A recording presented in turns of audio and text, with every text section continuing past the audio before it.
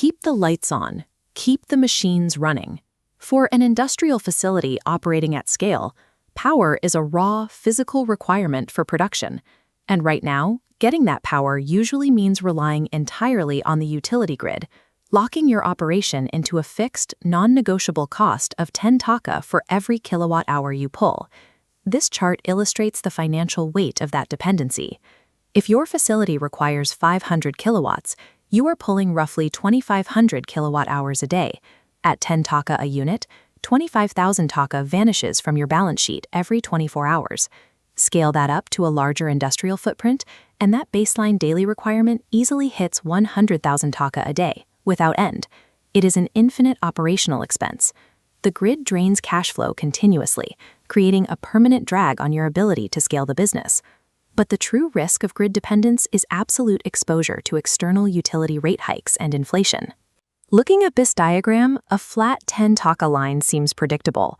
But when the utility implements even a small 10% rate hike, your baseline operational cost instantly and permanently rises. You pay more overhead, but you get absolutely zero added value in production. Every facility manager eventually faces a central dilemma: continue paying this predictable but endless utility bill, or pull together a massive sum of capital to build independent energy infrastructure.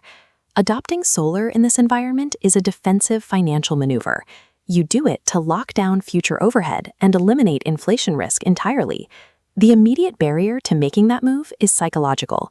Installing a 500 kilowatt solar system requires a massive upfront capital expenditure of roughly 3 million taka. This graphic puts that 3 million taka single outlay directly against the continuously bleeding daily grid expense. It looks steep, but the dynamic changes immediately. Over the first 120 days, the solar system forces a break-even milestone. Every day it runs, the system offsets 25,000 taka worth of grid energy, effectively paying for itself in real time. The microeconomic math during this exact window is identical to the grid. For those first 4 months, the effective cost of your solar power is 10 taka per kilowatt hour.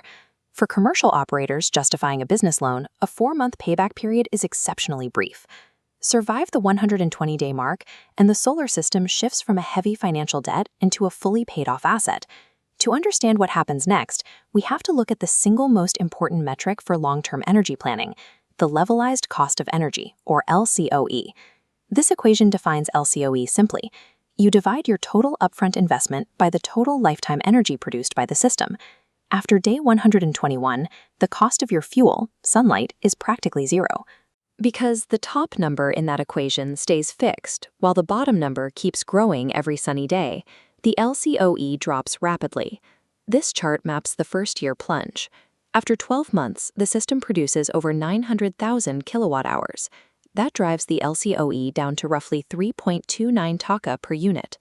Within a single year, a solar-equipped facility operates on power that is 67% cheaper than competitors still trapped on the grid. That is the immediate cash flow recovery.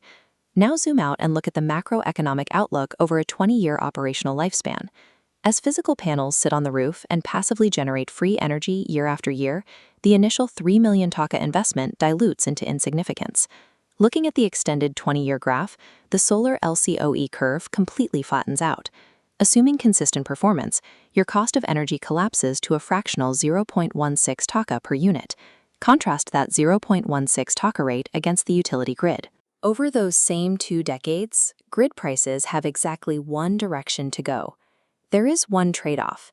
Unlike the passive utility grid, owning solar infrastructure requires you to implement basic physical maintenance protocols over those 20 years to keep the panels running efficiently. But achieving a 0.16 taka LCOE guarantees long-term energy price immunity. It permanently secures corporate profitability against outside market forces. So who should aggressively pursue this transition, and who should hold off? The ideal candidate is the optimizer. This is a facility operator with access to liquid capital or favorable loan terms, who plans to keep their current facility open for years. This flowchart filters out who should avoid the transition. If your business is in a severe, immediate cash flow crisis, unable to secure financing, or if you face imminent relocation within the next 4 months, you hold off. The hard truth of the math is that the financial benefits only unlock if the business is stable enough to survive the 120-day capital recovery window. Solar infrastructure will not save a failing business. It is an aggressive wealth retention strategy for stable, forward-thinking operators. This matrix summarizes the ultimate comparison across unit cost, daily cost, and financial nature. Notice the critical distinction here. The grid remains a pure expense. Solar officially becomes a capital asset. At exactly day 120, an immense financial liability transforms into competitive leverage. The grid is an infinite financial subscription you can never cancel. Solar is a one-time purchase that secures decades of operational dominance.